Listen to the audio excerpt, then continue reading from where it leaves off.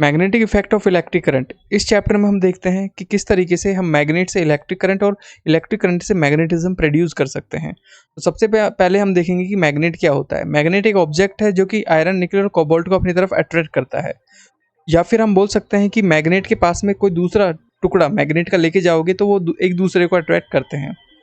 अब यहाँ पे हम देखेंगे कि मैग्नेट जो अट्रैक्शन होता है वो मैग्नेट के चारों तरफ होता है, और हम इमेजिन करते हैं कि मैग्नेट के चारों तरफ एक मैग्नेटिक फील्ड लाइंस है।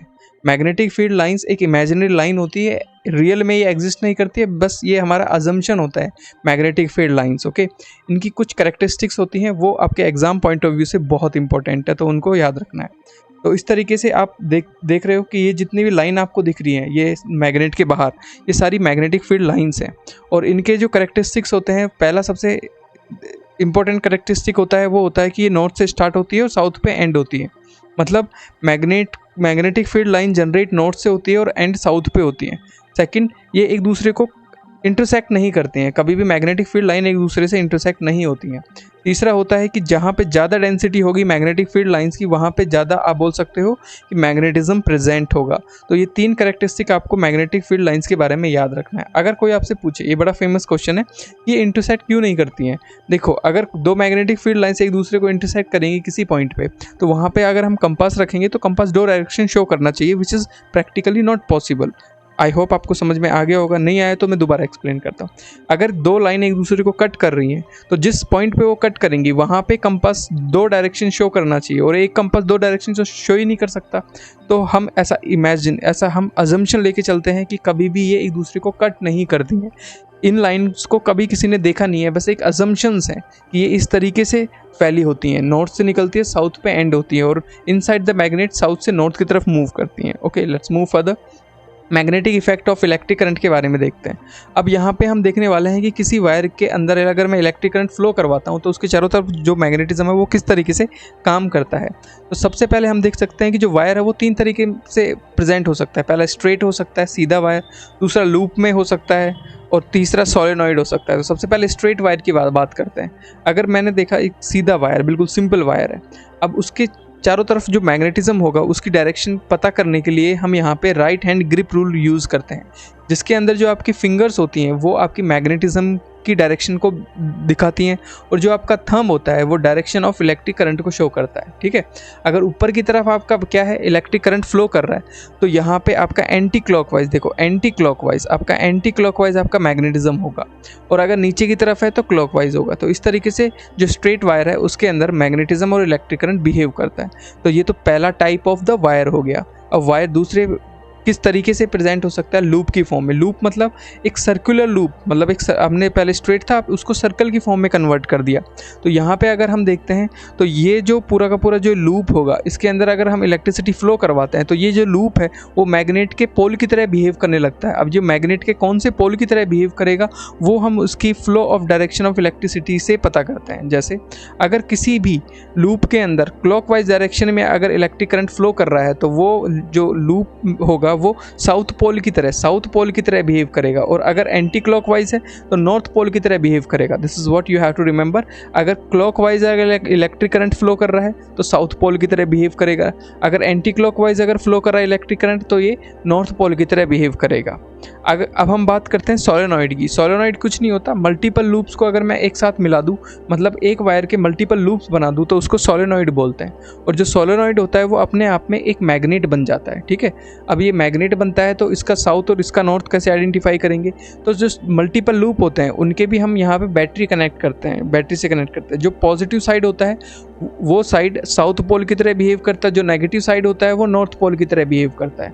अब कैसे याद रखेंगे, देखो एन से नेगेटिव, एन से north pole, this is what you have to remember कि एन से नॉर्थ पोल और एन से नेगेटिव अगर बैटरी कनेक्ट की हुई है सोलेनॉइड से। तो अब हम देखेंगे इलेक्ट्रोमैग्नेट आप बोल सकते हो कि एक कास्ट आयरन के टुकड़े को अगर उसके ऊपर मैं मल्टीपल लूप्स या multiple layer of the wire में लगा देता हूँ और बैटरी कनेक्ट कर देता हूँ, तो जो कास्ट आयरन आप यहाँ पे देख रहे हो ये मैग्नेट की तरह बिहेव करेगा, ये मैग्नेट बन जाएगा, इसके अंदर मैग्नेटिज्म प्रोड्यूस हो जाएगा।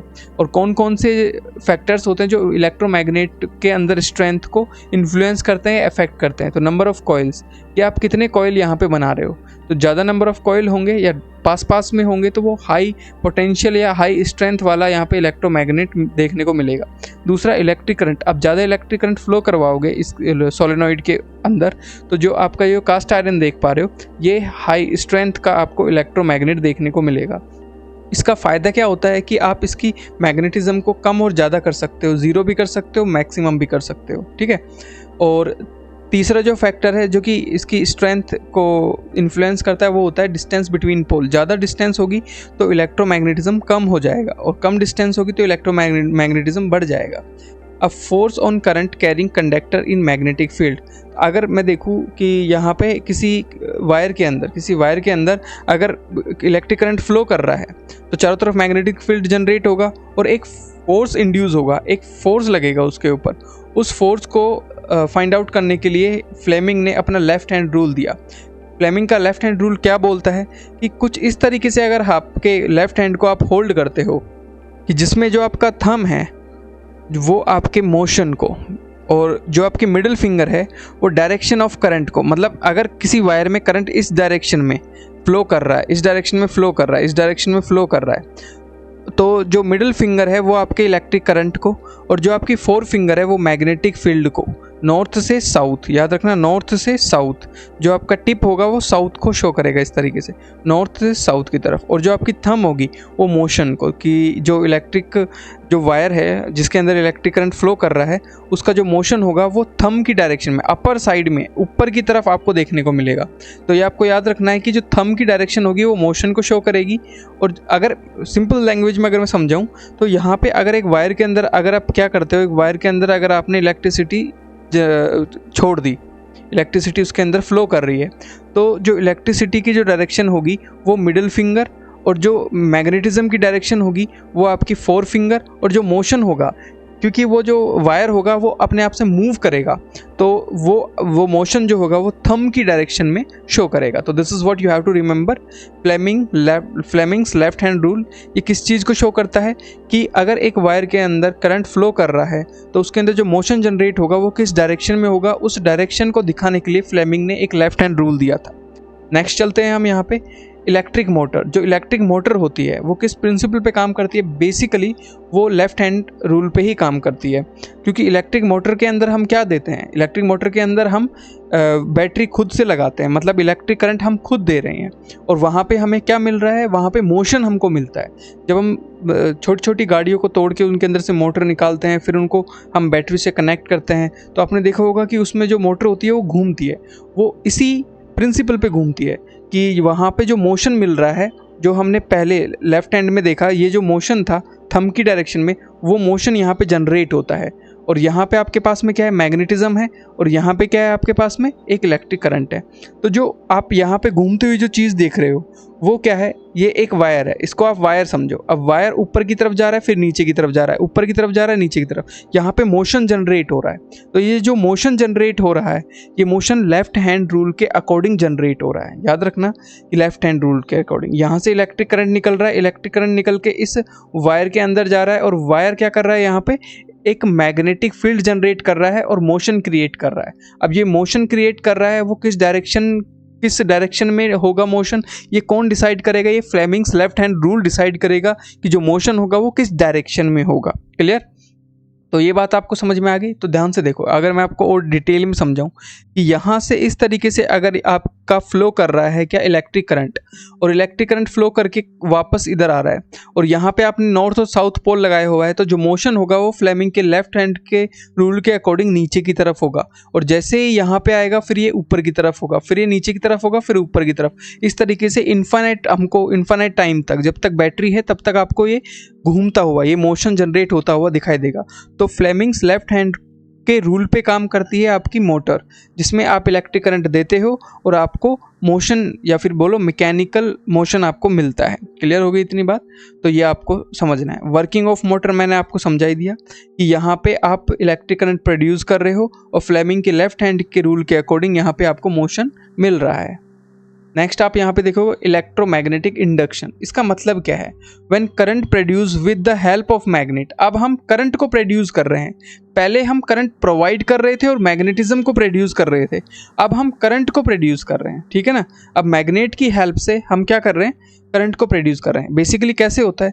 अगर मैंने दो मैग्नेट ली और मैग्नेट का एक साउथ पोल एक नॉर्थ पोल इस तरीके से रखा, और उस साउथ पोल और नॉर्थ पोल पे जो फ्लक्स होता है, ये जो आप लाइन देख रहे हो छोटी छोटी, ये फ्लक्स है।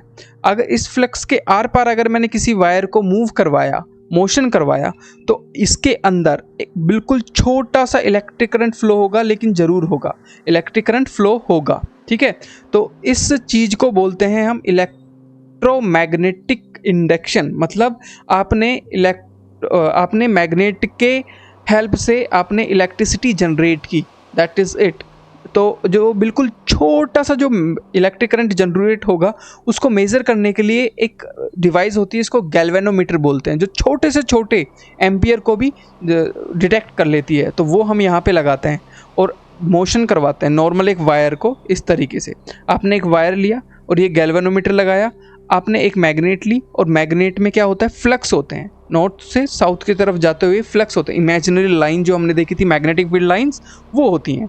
उन मैग्नेटिक फील्ड लाइंस को जब एक वायर कट करता है और मोशन करता है अपसाइड डाउन, ऊपर से नीचे की तरफ, तो गैल्वेनोमीटर में साइंटिस्ट लोगों ने देखा कि यहाँ पे एक इलेक्ट्रिक करंट जनरेट हो रहा है जब हम नॉर्थ पोल से साउथ पोल पे जाते हुए फ्लक्स को किसी वायर की मदद से कट कर रहे हैं, ऊपर से नीचे, नीचे से ऊपर लेके आ रहे हैं। तो हमें ऐसा लग रहा है कि वायर के अंदर एक इलेक्ट्रिक करंट जनरेट हो रहा है। तो इस तरीके से हम इलेक्ट्रिसिटी जनरेट करते हैं with the help of magnet. तो इसी पे ही जनरेटर काम करता है। जो आपने जनरेटर देखा होगा, वो जनरेटर इसी प्रिंसिपल पे काम करता है। बार बार वो फ्लक्स को काटता है इनफाइनाइट टाइम तक, तो इनफाइनाइट टाइम तक आपको इलेक्ट्रिसिटी देखने को मिलती है। क्लियर? डायनेमो जो देखा होगा आपने, डायनेमो क्या करता है? हम डायनेमो को घुमाते हैं और डायनेमो क्या करता है? बार बार फ्लक्स को कट करता है, और उन फ्लक्स के कट होने से हमें इलेक्ट्रिक करंट देखने को मिलता है। क्लियर? अब डायरेक्शन ऑफ गैल्वेनोमीटर, मतलब अगर हम देखें यहाँ पे कि अगर मैं एक सोलेनॉइड लेता हूँ और सोलेनॉइड में अगर मैं मैग्नेट को इंसर्ट करता हूँ, तो किस डायरेक्शन में गैल्वेनोमीटर मूव करेगा? तो गैल्वेनोमीटर कुछ इस तरीके से मूव करेगा, क्योंकि ये एग्जाम में आ जाता है इसलिए बता रहा हूँ मैं सिर्फ। अगर आप एंट्री करवाते हो मैग्नेट की, साउथ पोल के यहाँ पे एंट्री करवाई आपने, तो जो गैल्वेनोमीटर होगा वो क्लॉकवाइज मूव करेगा, क्लॉकवाइज मूव करेगा, और एग्जिट की टाइम आपके एंटी क्लॉकवाइज। इसको लर्न करने का बहुत इजी तरीका है, जब आप एंट्री करवा रहे हो मैग्नेट को सोलेनॉइड के अंदर, क्योंकि मैग्नेट क्या है? एक फ्लक्स जनरेट कर रहा है, और यहाँ पे जो है वो क्या है? सिर्फ वायर हैं, और इस वायर, ये जो वायर है वो क्या कर रहा है? मैग्नेटिक फ्लक्स को बार बार कट कर रहा है। तो ये जो गैल्वेनोमीटर है वो रीडिंग देगा कि यस, एक छोटा सा ही इलेक्ट्रिक करंट हो, लेकिन इलेक्ट्रिक करंट यहाँ पे जनरेट हो रहा है। और इस चीज़ की डायरेक्शन की गैल्वेनोमीटर पॉजिटिव में और नेगेटिव में कब जाता है? पॉजिटिव में जाता है जब हम इंसर्ट करवाते हैं, और एक्सर्ट करवाते हैं तो ये नेगेटिव में जाता है। तो ये डायरेक्शन एग्जाम में आ जाती है, that's why I am telling you. अब फ्लेमिंग्स राइट हैंड रूल, अब अभी हमने लेफ्ट हैंड रूल देखा, जिसके बेस पे कौन काम करता है? मोटर काम करती है। अब हम राइट हैंड रूल देखेंगे, तो राइट हैंड रूल क्या बोलता है? सेम लेफ्ट हैंड रूल की तरह ही राइट हैंड रूल बात करता है कि जो आपका थंब है ना, जो आपका थंब है वो मोशन को शो करता है। अब हम मोशन प्रोवाइड करेंगे और मैग्नेट एज इट इज़ रखेंगे, और हमें इलेक्ट्रिक करंट मिलेगा। देख रहे हो ना? मतलब इसको बोलते हैं रिवर्स इंजीनियरिंग। अभी पीछे हमने लेफ्ट हैंड रूल में क्या देखा? हम वहाँ पे इलेक्ट्रिक करंट प्रोवाइड कर रहे थे और मोशन हमको मिल रहा था। साइंटिस्ट लोगों ने देखा कि इस एक्सपेरिमेंट को रिवर्स करते हैं, मोशन हम प्रोवाइड करते हैं, तो उन्होंने देखा कि जब हम मोशन प्रोवाइड करते हैं, मैग्नेटिज्म प्रेजेंट होता है, तो इलेक्ट्रिक करंट जनरेट हो जाता है। अब ये किस प्रिंसिपल पे जनरेट होता है? ये राइट हैंड रूल पे जनरेट होता है। तो आप अपना दायां हाथ लो, और दायां हाथ का जो थंब होता है वो मोशन जो हम प्रोवाइड करेंगे उस डायरेक्शन को शो करता है, और जो आपकी 4 फिंगर होती है वो आपकी फील्ड को, और field of magnetic field north से साउथ की तरफ। याद रखना, जो टिप ऑफ द फिंगर होती है वो साउथ पोल को, और एंड ऑफ द फिंगर है 4 फिंगर, वो आपकी नॉर्थ पोल को शो करती है, और जो मिडिल फिंगर है वो डायरेक्शन ऑफ द करंट को रिप्रेजेंट करती है। तो इस तरीके से अगर आप स्प्रेड करोगे 90 डिग्री पे तीनों उंगलियों को, दोनों उंगलियों और थंब को, तो ये तीनों इस तरीके से हेल्प करते हैं डायरेक्शन बताने के लिए, चीज़ों को डिटेक्ट करने के लिए। क्लियर? अब हम देखते हैं इलेक्ट्रिक जनरेटर। अभी हमने राइट हैंड रूल देखा, तो जो इलेक्ट्रिक जनरेटर होता है, इलेक्ट्रिसिटी जनरेट होती है, वो काम करता है राइट हैंड रूल पे। तो दो तरीके के इलेक्ट्रिसिटी जनरेटर होता है, एक एसी जनरेटर होता है, एक डीसी जनरेटर होता है। एसी का मतलब क्या है? देखो, एसी का मतलब होता है ऑल्टरनेटिव करंट। ऑल्टरनेटिव करंट जो हमारे घरों में आता है प्रॉपर, जिससे पंखा चलता है, कूलर चलता है, एसी चलता है, बल्ब जलता है, जो घरों में आता है उसको ऑल्टरनेटिव करंट बोलते हैं। क्योंकि ये बहुत लेंथ दूरी तक जा सकता है, मतलब कितनी भी दूरी, एक सिटी से दूसरी सिटी में आप भेज सकते हो। लेकिन जो दूसरा करंट होता है जिसको डीसी डायरेक्ट करंट बोलते हैं, वो बहुत नज़दीकी दूरी तय कर सकता है, मतलब बहुत पास में ही जा सकता है। जैसे आपकी फ़ोन की बैटरी हो गई, वो डीसी करंट से चार्ज होती है। आपके लैपटॉप की बैटरी हो गई, और छोटी मोटी जो बैटरीज होती हैं जो बहुत पास में जाने के लिए काम आती हैं, उनमें हम डीसी होता है उनके अंदर, ठीक है, कौन सा, डायरेक्ट करंट प्रेजेंट होता है। तो इस तरीके से हम एसी जनरेटर बनाते हैं। एसी जनरेटर का बेसिकली आपको कुछ नहीं समझना, आपको सिर्फ इतना याद रखना है कि जो एसी जनरेटर है वो किस तरीके से जनरेट करता है, राइट हैंड रूल पे काम करता है। और बेसिक यहाँ पे जो प्रिंसिपल है, देखो, जनरेटर में हम मोशन प्रोवाइड कर रहे हैं और इलेक्ट्रिसिटी जनरेट कर रहे हैं।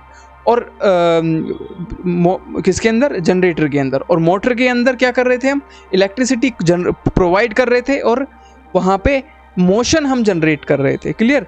तो ये राइट हैंड, फ्लेमिंग के राइट हैंड पे काम करता है, और इसके अंदर ये दो मैग्नेट है, और यहाँ पे हम मोशन प्रोवाइड करेंगे। जब मोशन प्रोवाइड करेंगे तो ये जो वायर है वो फ्लेक्स को कट करेगा। जब फ्लेक्स को बार बार कट करेगा तो यहाँ पे गैल्वेनोमीटर में हमें इलेक्ट्रिक करंट दिखाई देगा। This is the principle of AC generator. Clear? और यहाँ पे दो ब्रशेज होती हैं, जो ये ब्रशेज होती हैं वो क्या करती है, देखो ध्यान से। ये जो ब्रश होती है वो इसलिए होती है, अगर इसको चिपका दिया जाए तो जब ये मोशन मूव करेगा तो ये पूरी की पूरी वायर को अपने चारों तरफ लपेट लेगा। इसलिए सिर्फ टच रखने के लिए कि टच भी रहे और एक साथ जाए भी ना, इसलिए यहाँ पे ब्रशेस प्रोवाइड कराई जाती हैं। क्लियर? Let's move further. अब आगे चलते हैं डीसी जनरेटर। अब देखो, एसी और डीसी जनरेटर में क्या डिफरेंस होता है। यहाँ पे जो आप स्प्लिट रिंग्स देख रहे हो वो सिंगल स्प्लिट रिंग होती है, और यहाँ पे डबल स्प्लिट रिंग्स होती हैं, एक ऊपर एक नीचे। याद रखना, this is the major difference between the AC generator और डीसी जनरेटर।